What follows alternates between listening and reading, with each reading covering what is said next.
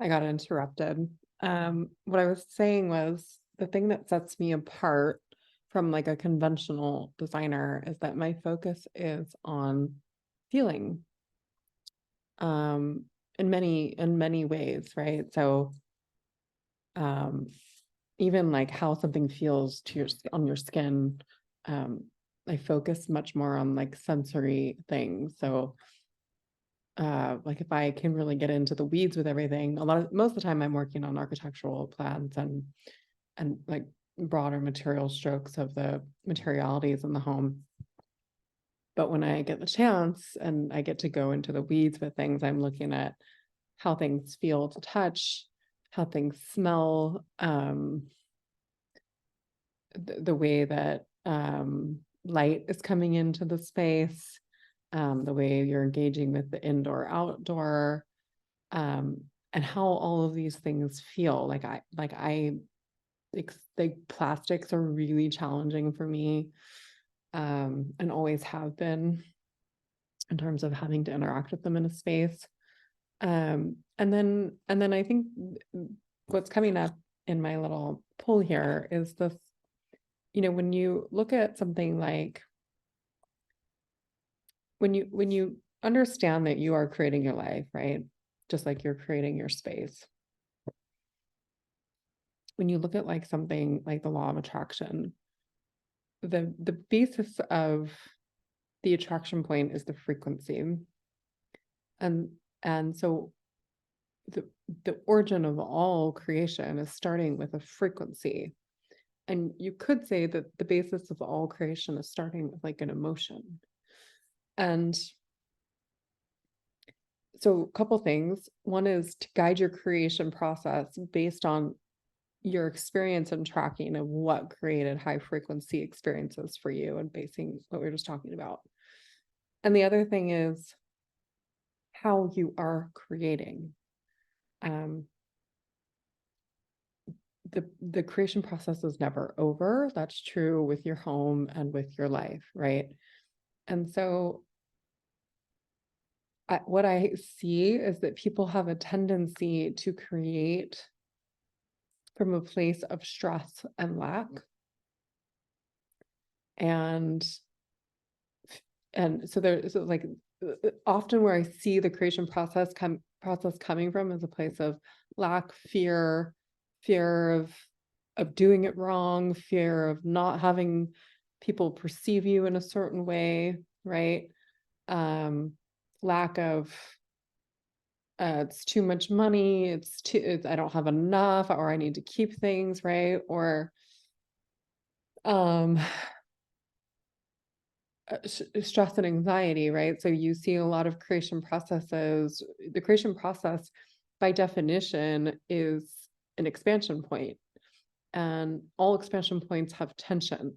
And the way this can translate is relational dynamics and emotionality um, that can be expressed in a way that's really unpleasant for the person in the creation process. And I see that a lot. And so, I have been refining this process largely in context of how do I create a process from a place of intentionality, consciousness, and joy.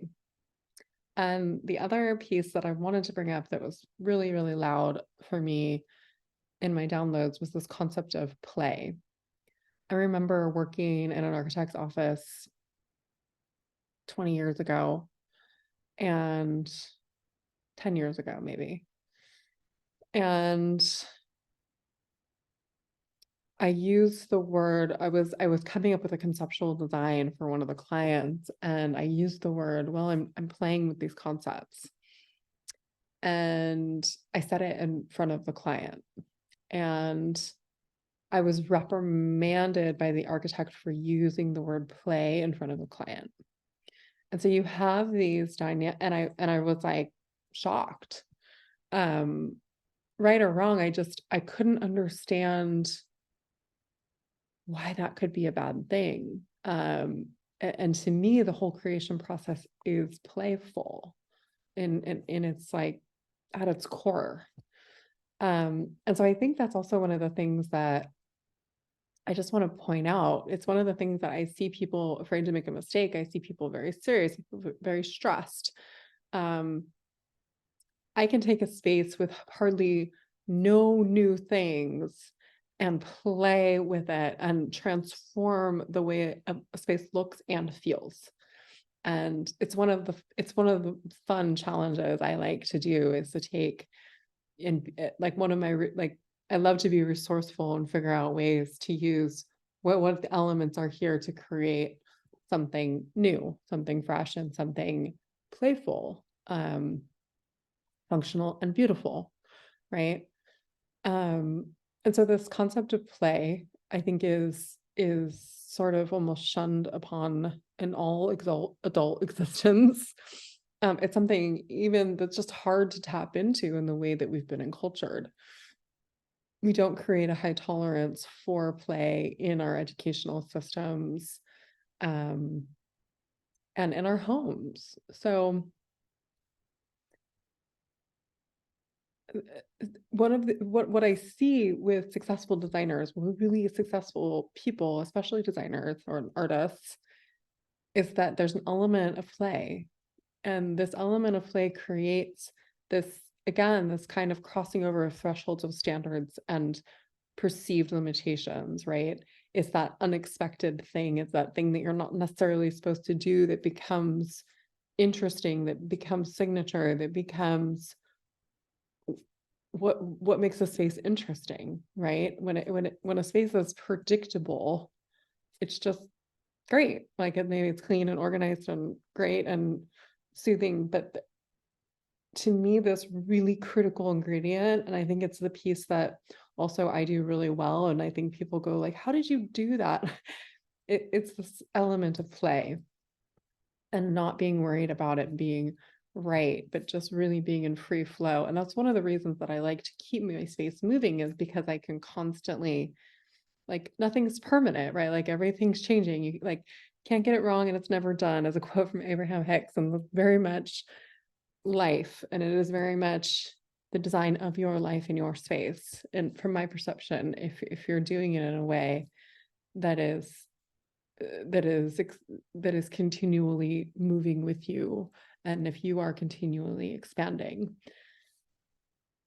There's a whole other topic around designing to support your life in a way that is healthy and supportive to you, which includes television and how spaces might create more likelihood of certain behavioral things that are conducive for your life. And so I'll just touch on that a little bit. In my life, I have not had a television in my space.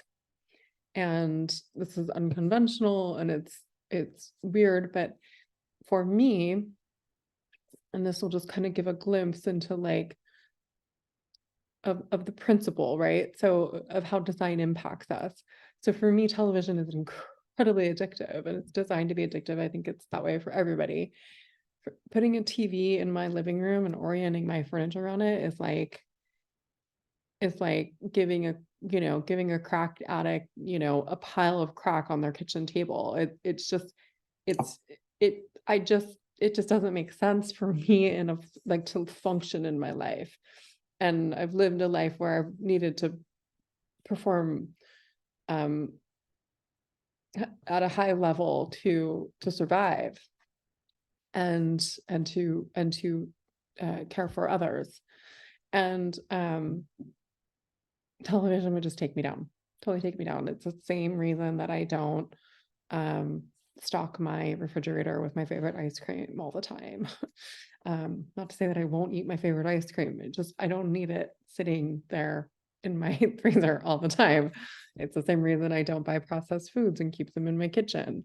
Not because I don't like them, not because I'm not drawn to them, not because I'm not susceptible to hunger and those kinds of choices, but because I'm creating a life and a space that supports what I know serves my intentionality. And so just drop that in. And so, yeah, so I guess it's something to like kind of grab onto, this practice of tracking in your life the times when you felt the most expanded, the most happy, like actually tracking what were those moments and what did they look like, and how might design be a part of that experience, to create that experience, or to support that experience for yourself in the future. So I will leave you there and get to bed and see you next time.